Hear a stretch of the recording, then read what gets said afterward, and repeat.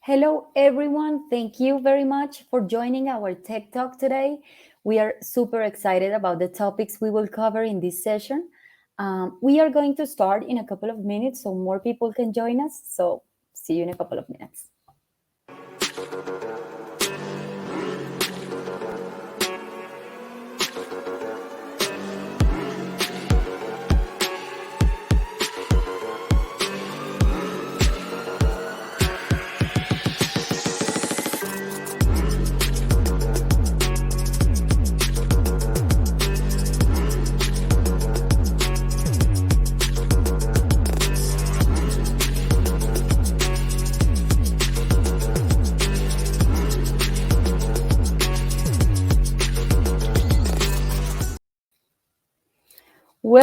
Welcome to our Tech Talk.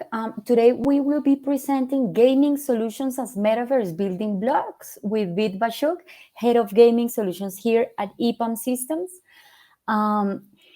Tech Talks is a series of online sessions brought to you by EPAM in Latin America, in which experts present the hottest topics in the industry.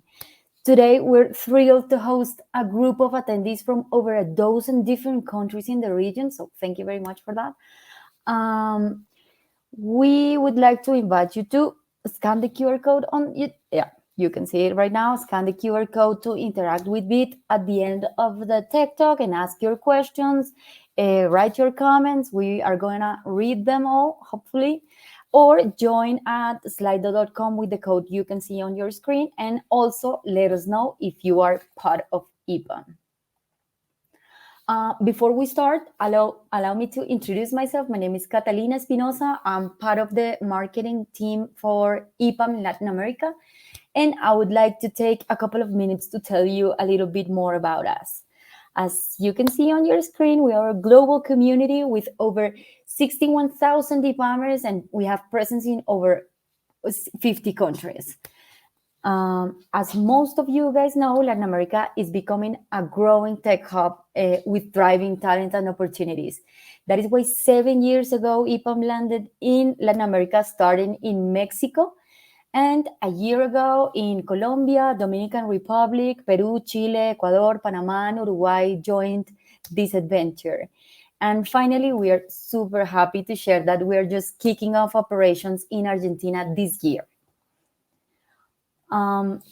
Good. Along with our fast-paced growth, one of our main goals is to bring great job opportunities for the talent in the region. So we can guarantee that we offer amazing career development opportunities, perks, and lots of challenging projects with the world's leading brands. So if you guys are interested in learning more about these opportunities and the open jobs we have, please scan the QR code you see on your screen right now and click on the link we are sharing in the comments in the chat.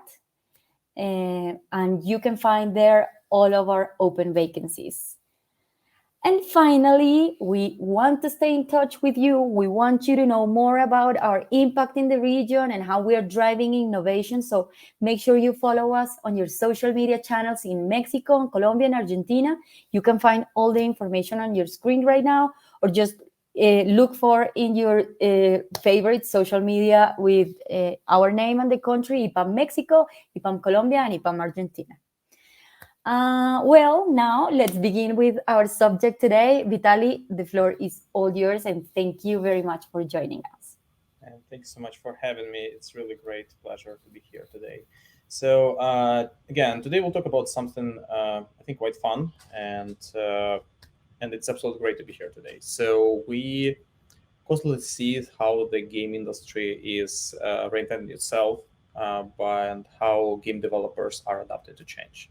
So examples can come from the new hardware, new consoles, and also from different types of streaming technologies, but also different type of business models. So we see how before you had to purchase a game, now you can just kind of play game as a service, and now game as a platform. And also we see how game developers are using different type of new tools to be more and more successful in order to reach billions of people, audiences that are playing video games right now. And also, I think, few words about me. So I am I'm Vit. You can call me Vitalii. So I am based out of Seattle. This is my home base. I'm from originally from Ukraine. I've been in the game industry for the last 5.5 years, almost 6. But before that, I spent almost a decade in different type of media, entertainment, and telco technologies. And my journey at EPAM was pretty kind of unusual. I joined at the more on consulting side, and then we realized there is a huge opportunity in terms of gaming companies and how they are working, what they're doing, and how EPAM experts can help them on a large scale.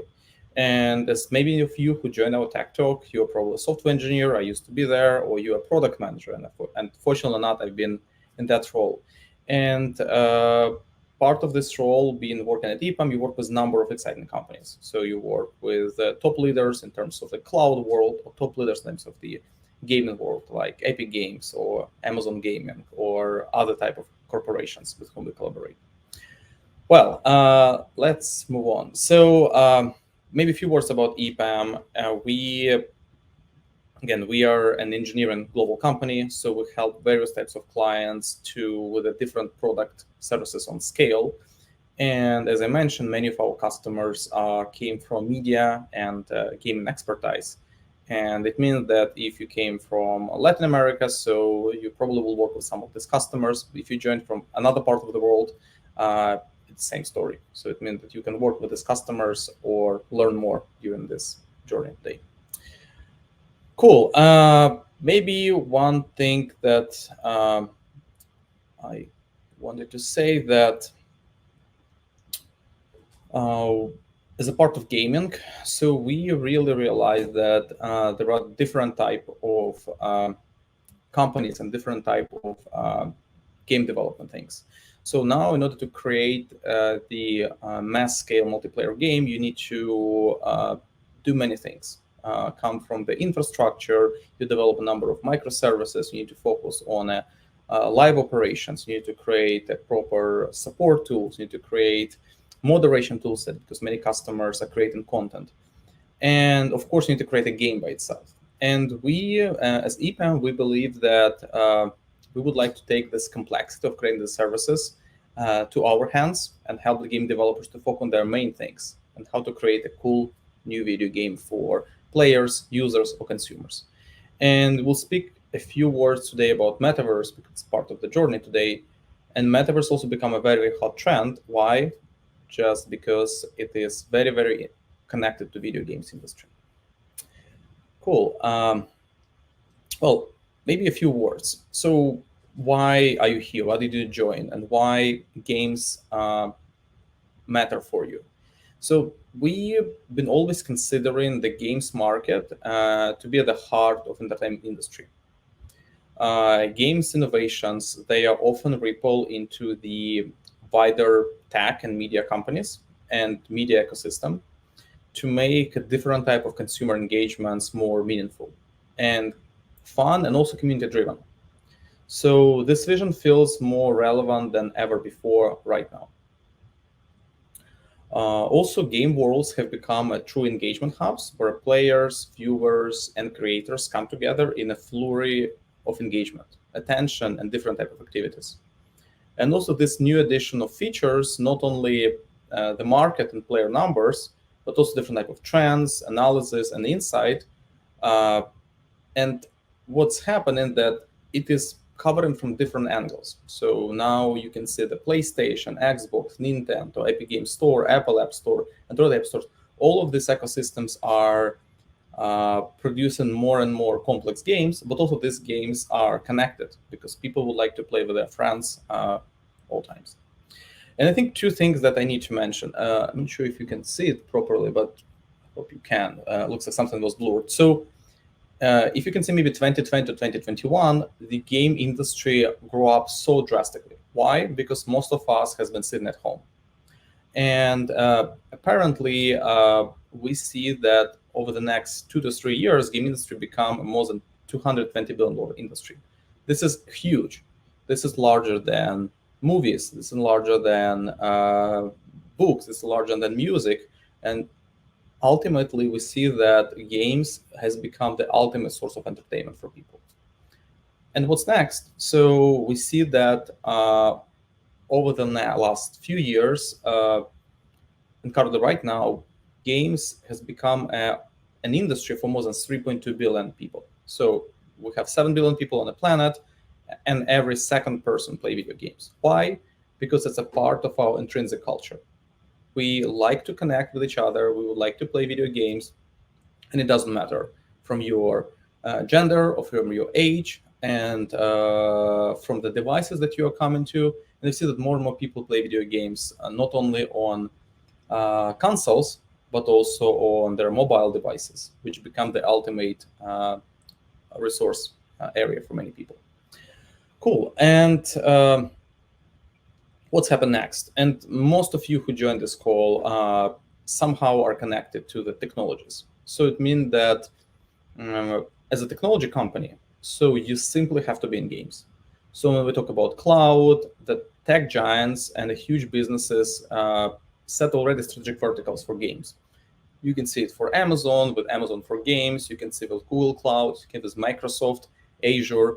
And why? Because the impact how game servers, so technically the places where you play video games, interact with the game backend, dozens of microservices that like voice, like chat, like authentication or different like social engagement interact with each other.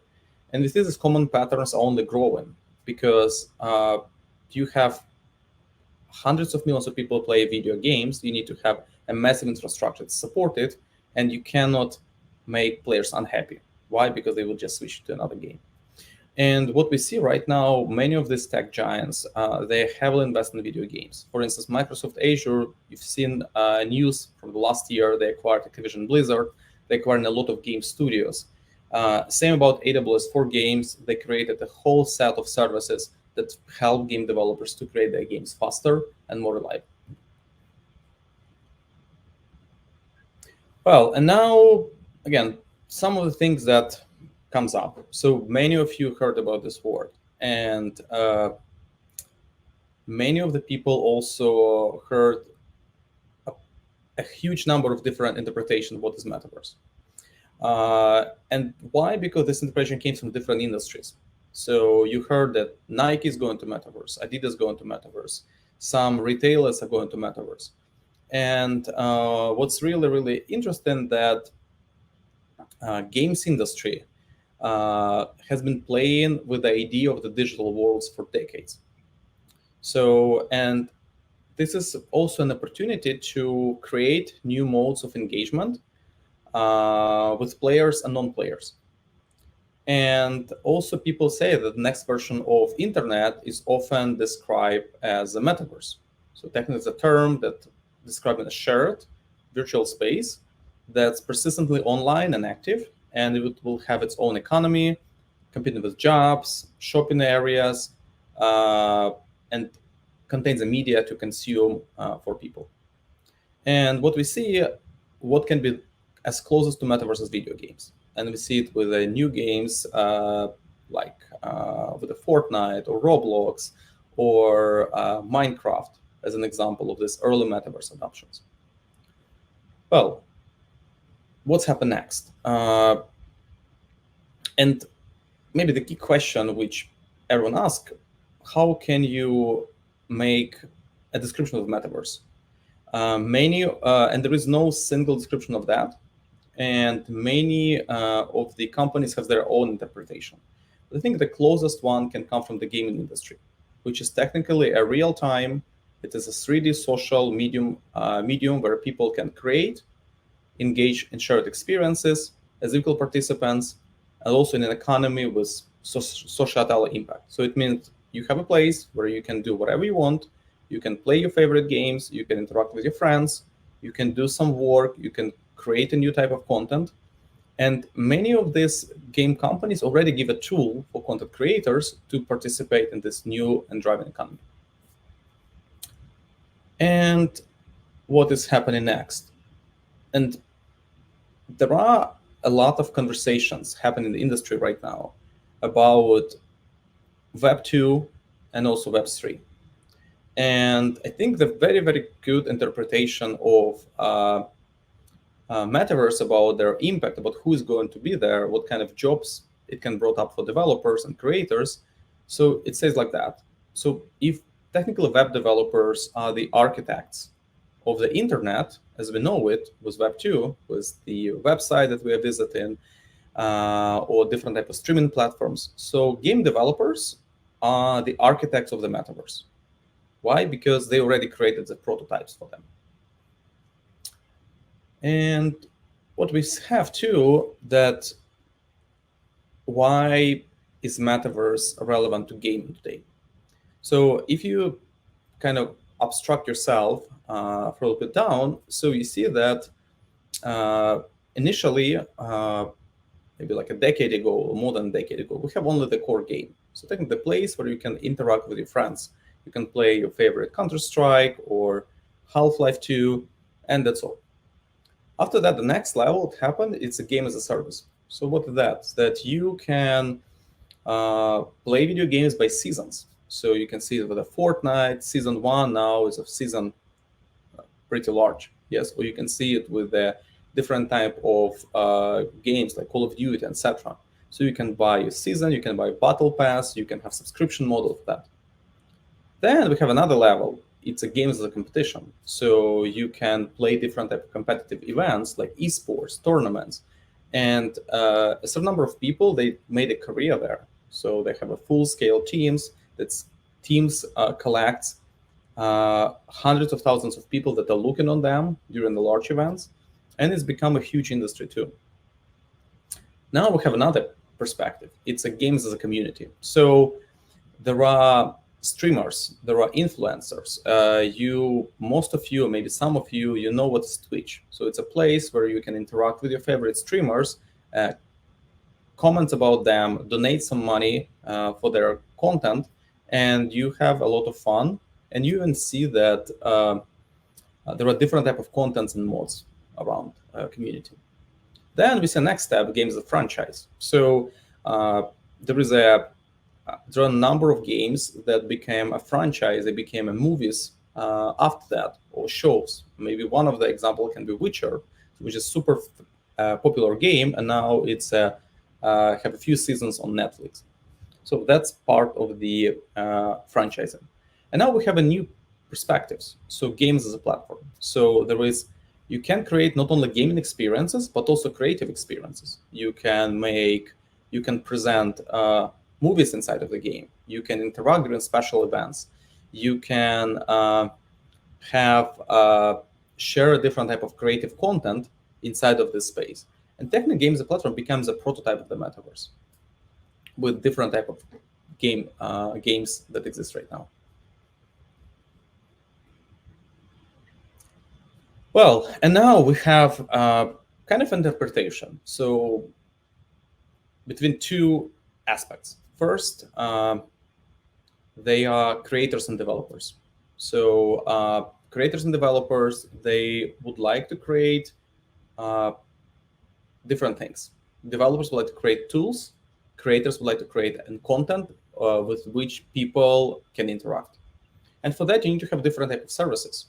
You need to have a creator platform where people can easily upload the content, where developers can understand the statistics of that content.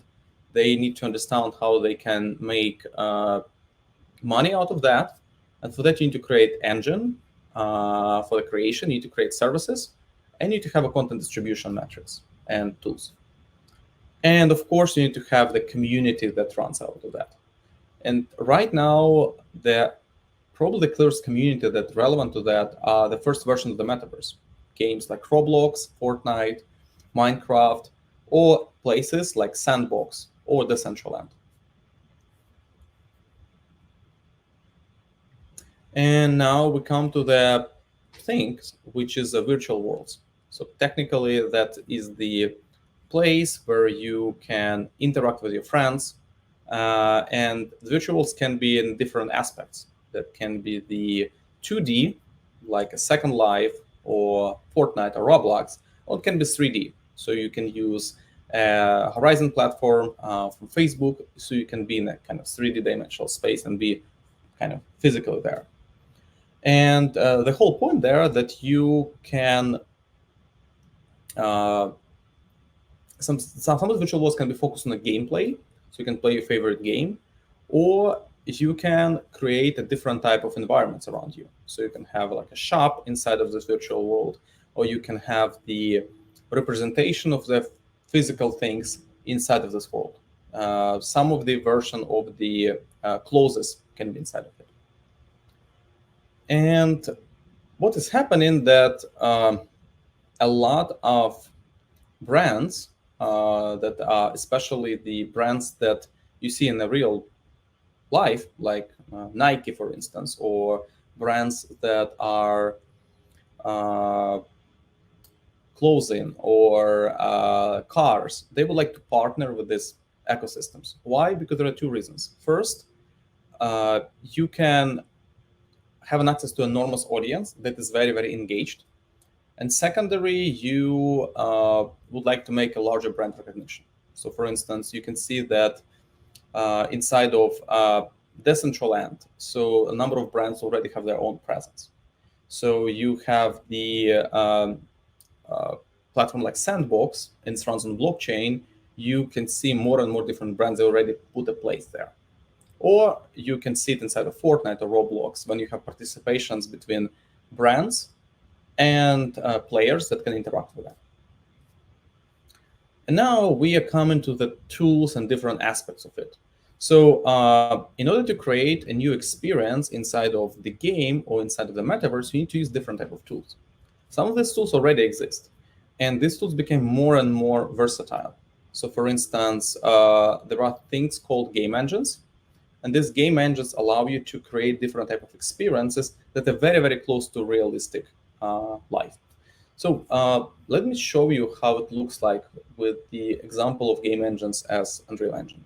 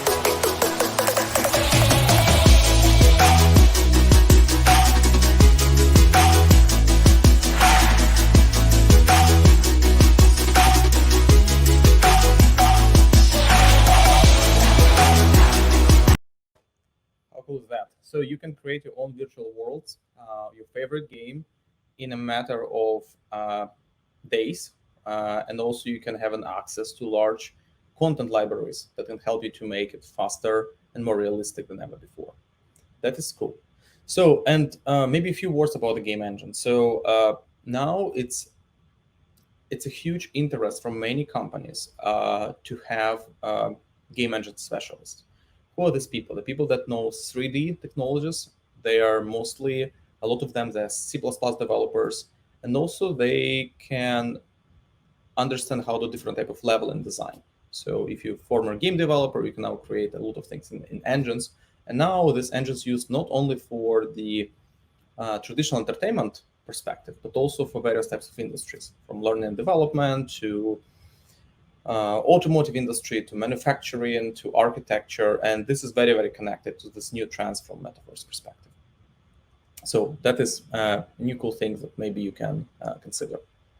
Well, and some of the examples I can brought up that we operate between different type of aspects of the industry. For instance, one of our customers, they have almost 500 million players, and some of these players, they do a number of interactions with each other. So that's why, in order to make this virtual environment with a number of connected people around you, you need not only to have a cool game that attracts people, but also need to have a collaboration with the game engine. You need to build online services, or you can call it an online platform that contains various types of level, from infrastructure that can be on top of traditional providers like AWS or GCP, or it can be sometimes on your own data centers. As well, you need to have a great level of securities. And of course, you develop different type of game services, like an interaction, social interactions. You need to have different type of internal application that can interact with developers, interact with the players if necessary. Media services like voice and video streaming, different type of player management side in order to keep players engaged, but also help them overall. And of course, you need to have great analytical pipeline. Why? Because some of these games or virtual environments creates hundreds, sometimes thousands of metrics, and they create enormous amount of data that needs to be put somewhere, need to be stored, analyzed, and move on. And moreover, you need to have a creative tools. And for all of these parts, there is a lot of work for developers and technical people, product people, consultants to move on. Well, moving again. So we talked a few words about virtual worlds, but also virtual worlds cannot be created without your own representation there. We see it from the games as you play. You have your own avatar, but also this avatar can be added to different type of representation of yourself. So most of the video games, a lot of video games companies, they make money out of selling your own avatars, different type of skins, and some of the skins can be very pricey and very big collectible for that. So we see a different type of abstracts from Roblox to Sandbox to Decentraland, and they come from the abstractic to very photorealistic. And that's why if you want to be realistic in your favorite game, why not you have to wear some nice clothes? Clothes can come from brands like Burberry or some other big companies. And that's why when you are focused on developing this type of assets, you need to have partnerships. Sometimes this assets needs to be connected to a specific brand, like from the movies, like we see it in this example, or from the Marvel universe or other universe that comes out of that. Then you need to have the this type of clothes and this type of animations that should be protected from different type of bugs and different type of physics that is not very relevant to the representation of yourself. And as well, you need to have the you need to put this clothes and this digital avatars to a visual effects area. You need to test it properly, and you should be sure that doesn't have any issues overall. And of course, when I mentioned about virtual world, now you have the avatars around you. Now you have some things. What can you do inside of it? And we have some of the good examples where the game companies create virtual concerts or virtual events inside of the games. Example can be Fortnite. So they've been one of the early adopters of this mass scale events that can combine up to 12 and even more millions of concurrent players together, and they can do some fun stuff. They can watch some concert, they can interact with each other, they can even buy some virtual items during the concert, and this is really, really cool. So let me see one of the examples is Travis Scott is an American artist that was inside of Fortnite, and it was one of the largest concerts in the virtual universe ever. All right, let's see. Yeah, I can speak. So yeah, technically this artist come inside of the Fortnite universe inside for the specific event. He brought up with its own sneakers. The sneakers become super popular, like as a rare part to purchase.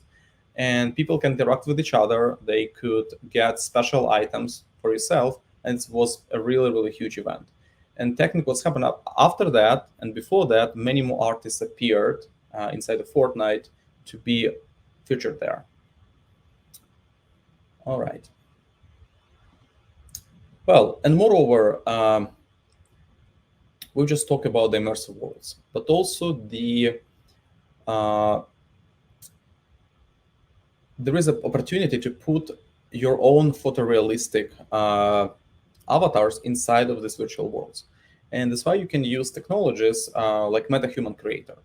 So for instance, you can create my own digital twin using these tools that can be added inside of the virtual environment, and then you can use this avatar to create different type of assets for yourself. For instance, you can use these avatars to test things like cosmetics. So we use machine learning algorithms to learn how to make virtual experiences, how you can make a makeup on yourself without buying it exactly, using your own phone, and how it can look very, very photorealistic. Well, another part, we talk about digital twins a lot. It's avatar, digital twins. Digital twins means that you are bringing up the physical object from the real world and bringing up to the virtual world in the exact format that you would like to see it there. And digital twins become extremely popular trend from the brands that would like to bring items to players inside of virtual environments. So we see the example, for instance, as the Balenciaga, how they put themselves inside of Fortnite. And it was one of the biggest, I would say, digital event that happens a while ago. Let's see how it looks like. No, not this one, but let's see this.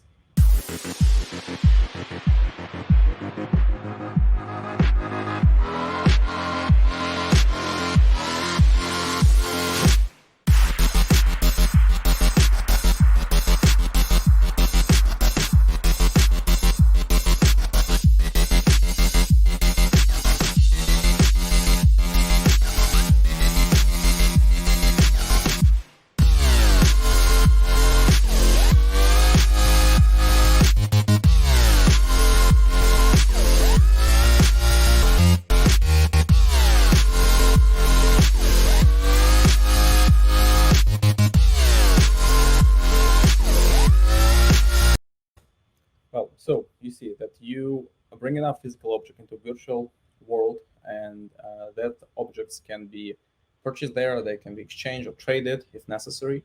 And because you have an access to huge audiences, and many people would like to see their own digital images inside of these new virtual worlds, and gaming is a first step came out of that.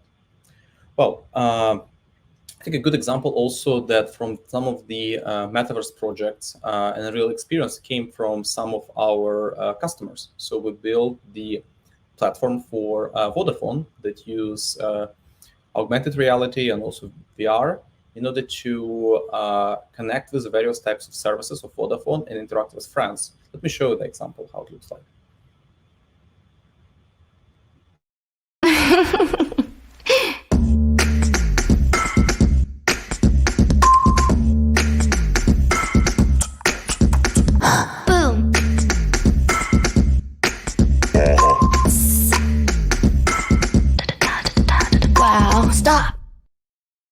Come away with me, come, let's go away to be on a new adventure for two. We can fly across the ocean or take a train together, I don't care as long as it's beside you. Take a road trip in a car, we'll get lost and go too far, while on the beaches we will watch the sunrise. And if we've done there's all to do, I'll just sit and stare into your loving face, graced with those beautiful eyes. I have fallen madly in love, you're the only... Yeah, so you can be connected with many different items using your own augmented reality glasses or virtual reality glasses. However, when you think about Metaverse, it doesn't mean that it should be always in VR. So many of the companies, especially game one, they see the Metaverse comes more into your regular experiences that you can face instead of buying an expensive HoloLens or expensive AR devices for that. But again, the future is about connectivity and community around this. And I think some of the examples that I can brought up, I won't turn on this video in order to save some time.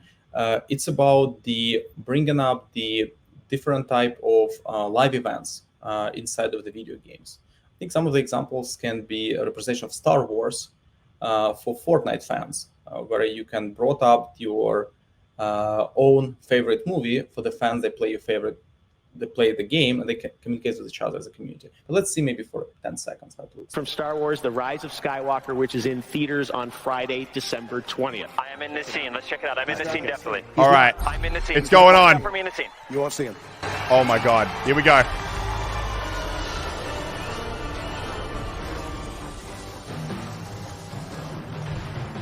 Look at that resolution. See you later, guys. Whoa! What's in the chest? Oh, come on. Yeah, boys! I got the lightsaber! Oh!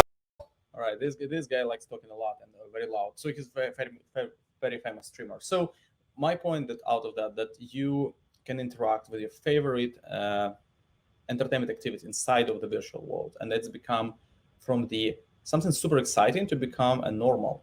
Because if you say about it a few years ago, it was something crazy. Now it's a normal to brought up more and more real world things inside the virtual world to interact with the community.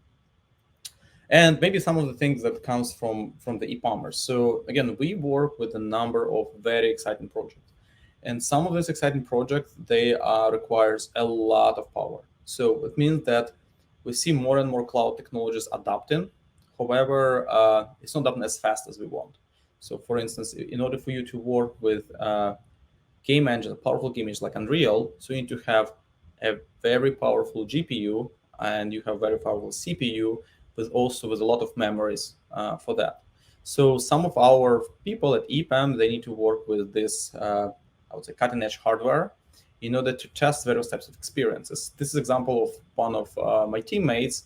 So he needs to work with 3 monitors. It's not an issue, but he needs to cover multiple devices from PlayStation to Xbox to Nintendo to virtual reality to different type of devices like iPhone or Android. And this is really a lot of fun. Why? Because you need to see how your environment will look in a different type of platforms.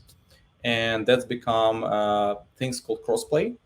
So you create a virtual environment. It can be accessible from various devices. And of course, you need to have a lot of devices to test it over as of now. And I think one thing that may be kind of useful, so first of all, I'm a technical person. Yeah, I am talking about you. And I would like to do something really cool. So should I learn something new? Should I learn something special?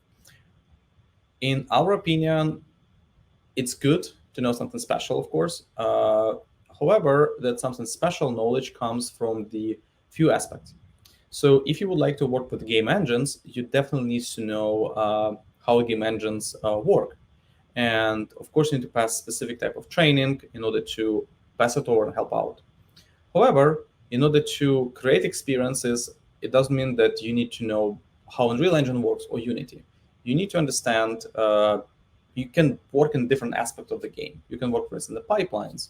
You need to know how different type of API. You can create different type of plugins that can be connected with various types of the game. Of course, this type of experience requires a lot of tools.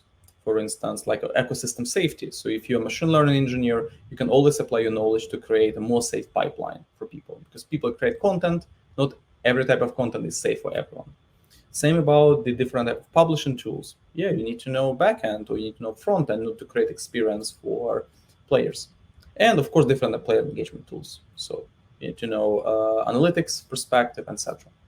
So that's why when we right now opening a lot of new roles within the company, it doesn't mean that we are specifically hiring people that came from game industry, that came from creative specific pipeline. So we're hiring generalists that are ready to do exciting projects or even ready to start do something traditional one, developing player support system. And this player support system can be kind of used not only for the gaming industry, but also for media industry or telco industry. And then if you want to join and work with some game company or metaverse company, we can very, very ready to accept you. Same story come to infrastructure. Well, if you're a great cloud engineer, just go ahead.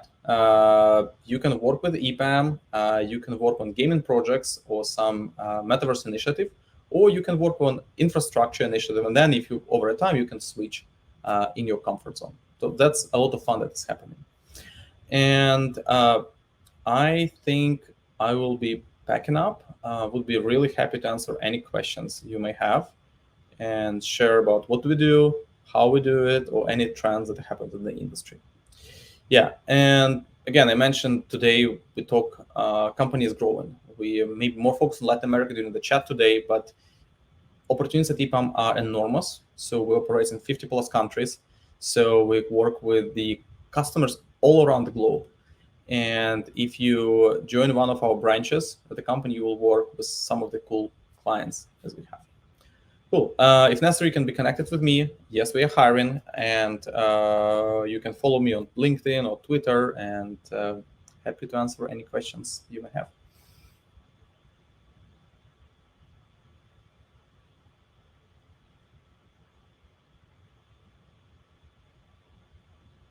Awesome. Yeah, I see we have questions, and we'll be happy to answer maybe one of them, and I will read for your convenience. Well, would you say there will be opportunities in EPAM for game developers and game designers? So I think like that. We, at the company, my team is heavily focused on gaming solutions. So things that powers the video games, like tools, infrastructure, different type of pipelines, analytics pipelines, etc., as well as 3D engines. And apparently, we don't think we'll be very focused on developing video games as a game, as a content. However, we see that game developers and game designers are extremely useful for creation of the virtual worlds. So we have customers that comes to us with a need to create a specific type of content together with the tools that can be used in their own virtual worlds. That's why stay tuned. We have more and more opportunities that focus on user experience and content creation. And come to epam.com, you see something similar, just straightforward apply for it, and we can move forward with that. Well, Felipe Bonadikov. So I found they're my passion, and I want to switch to gaming industry. What would you recommend me to learn, and what is the typical career path? That's probably the. Maybe I see Felipe asked many questions.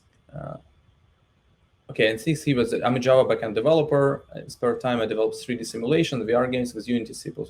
Some of them are VR simulation of four-block universe, and also simulation, and the Sims parody. Well, I think that you already technical in the game industry. So you already know a lot. It means that if you work with Unity, with C, with JavaFX, so it means that you can, with your side project, you can look for the roles that are focused on the game engine developers. That is literally the really good career path nowadays, just because more and more companies, game companies, enterprise companies would like to use game engines in their daily work.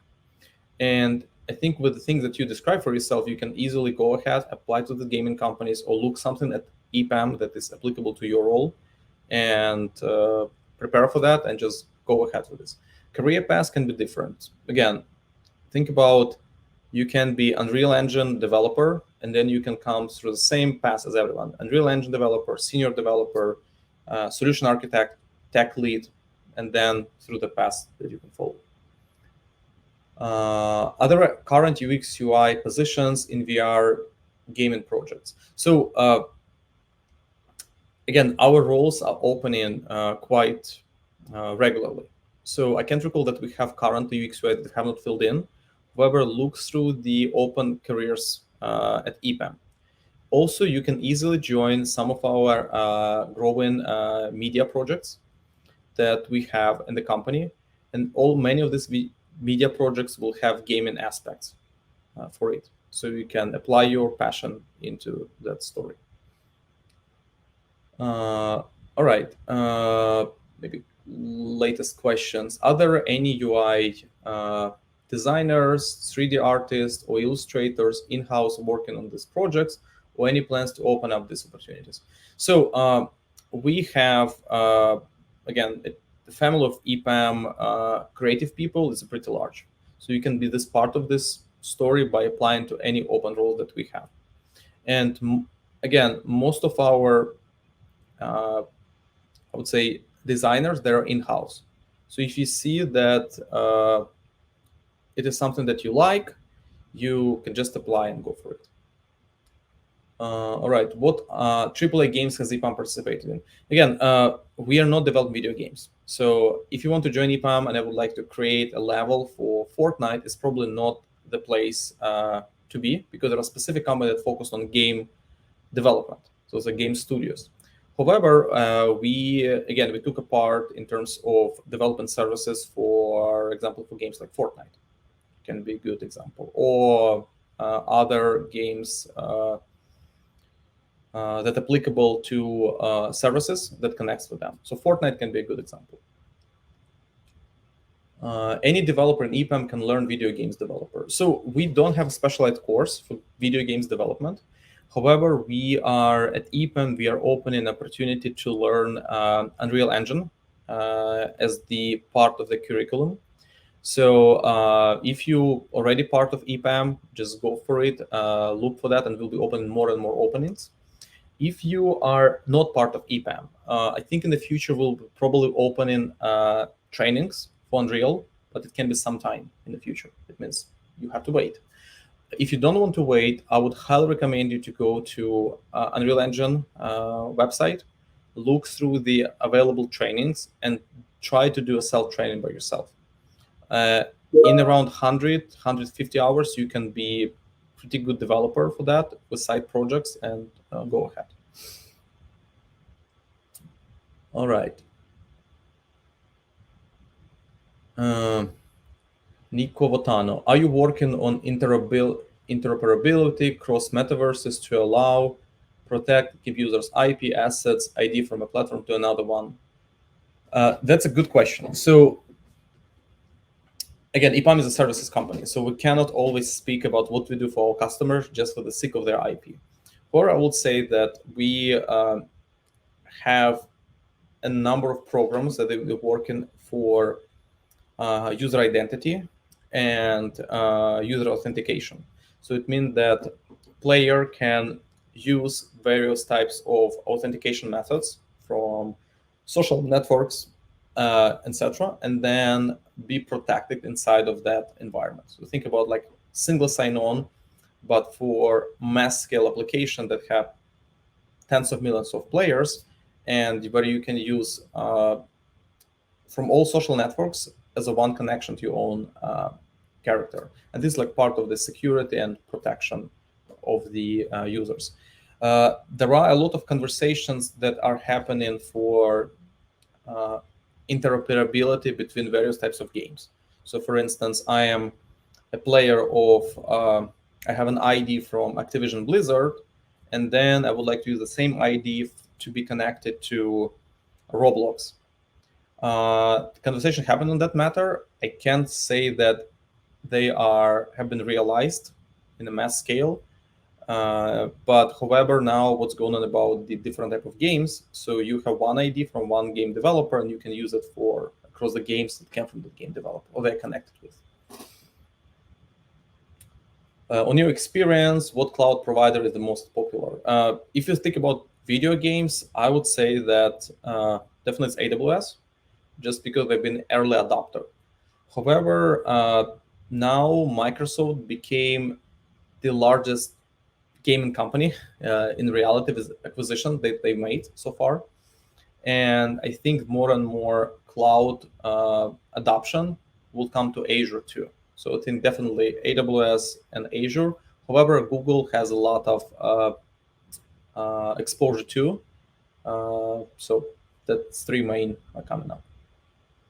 Well, if I am a test automation engineer, what should I learn in order to switch to gaming industry QA? I would say it depends what do you want. So there are a lot of needs for test automation for the gaming industry. So now many of the game companies are trying to create creative tool sets that needs to be automated. And if you are coming to these companies or to EPAM, if you find the roles for you, you can join as a test automation engineer and work on the various types of tools that are exposed or the part of the gaming industry. So this can be the switch cost for you. And I would say I would really look more and more in terms of terminology from the gaming industry. So if you are developing something there is a little bit different terminology, but most of the things that you've done for your enterprise project can be quite well applied to your gaming projects too. All right. Other projects for front-end developers using 3.js, 3D library for the web on EPAM. Well, we have different projects. I can't recall on top of my mind. I think I need to look. I'm not sure that we have such project. At least not on my list right now. If you have to start over again, what will be the step that will you follow as a game developer? That's a good question. So I honestly, if you start over again, I would learn game engines as the first things to go ahead. Game engines and any sort of backend technologies will be a really, really good jumpstart for the career if you do it from scratch. And that's a good career path for someone who wants to figure out their next steps. I think I answered about AAA games. Okay, Vital, thanks. Currently, there is no project manager jobs to work with Unreal Engine, Epic Games. Can you suggest something? Well, Konstantin asks. So, well, we work with different game companies. So, and of course, like we have more different opening that comes up. And I would recommend if you are part of EPAM already, yes, wait and look through the opportunities. If you're not part of EPAM and you would like to jumpstart, there are two options. You can join EPAM right now. You can work on some of the media entertainment initiatives and then look through what kind of openings we have. And of course, people with media experiences or with experience through Unreal Engine or game engines are more preferable to join and work on kind of project like that.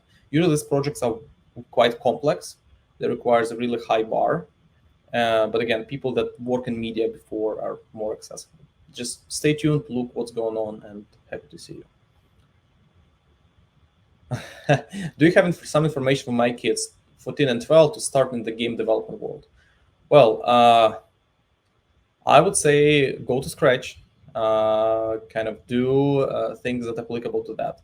I think your kids can start with the creative modes that can come to Roblox, they can create experience there. They can come to Minecraft, create experience there. They can play Fortnite creative, be there.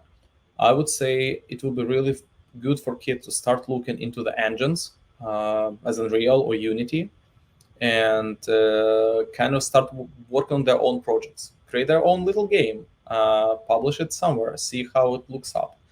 And that can be a really good and fun time for your kids instead of just playing. Okay, Roberto Arizia. I already work at EPAM, and I actually have C, 3D design, Unity, and some other creative skills. Would you recommend any specific region or project? Well, I think there are probably like few things. We have at EPAM, and they're coming more and more projects that focused on Unity. So Unity means that you can create different type of experience in a quite easy way. And we have such project because this is like a very, very easy way to create an experience. So look for the projects. We also launched, which is a public, at EPAM, we are Unreal Engine service partner. So it means that we will be more and more exposed to various types of engine technology with Unreal too, but same perspective comes to Unity. So I would, in terms of regions, just look into the opportunities happening within EPAM. It doesn't matter where you stay. Projects company come from all places of the world, from EMEA as well, from North America. So just stay tuned, look what's going on, and apply your skills. Do you have any programs to learn about games development? We don't have. So we focused a lot into the game engines by itself versus game development. But I would recommend to go into Unreal or Unity curriculum and start learning by yourself. Do you know another site like Decentraland? I mean, Sandbox can be another example. So these companies like Decentraland, Sandbox, there are like a few other. This is like a new type of companies. So Decentraland, as far as I know, these guys are very heavily exposed to LATAM. They are from Argentina, at least big part of their team. So yeah, look through them. This is some of these companies can be very, very big, or they can transform to something new. Awesome, lovely, great. I think we are done with most of the parts. Again, I can get back. Again, just stay tuned. Look what's going on. I post a lot of things on LinkedIn about the gaming project that we are doing, about the gaming stuff, and also again follow EPAM or EPAM website or look through the opportunities that we have. And happy to see you in some of our initiatives. Thank you. Great. Thank you so much, Vid, for all the information, and thanks to everyone who joined us today. Before we go, a quick reminder to explore our open positions, scanning the QR code on screen right now. And also, we want to let you guys know that we will continue to host our Tech Talks on a monthly basis, where we will cover industry trending topics with EPAM experts. So please stay tuned. Follow us on our social media channels to keep up with this and other information we will be sharing with you. So thank you all very much and have a great evening. Yeah, bye. Bye.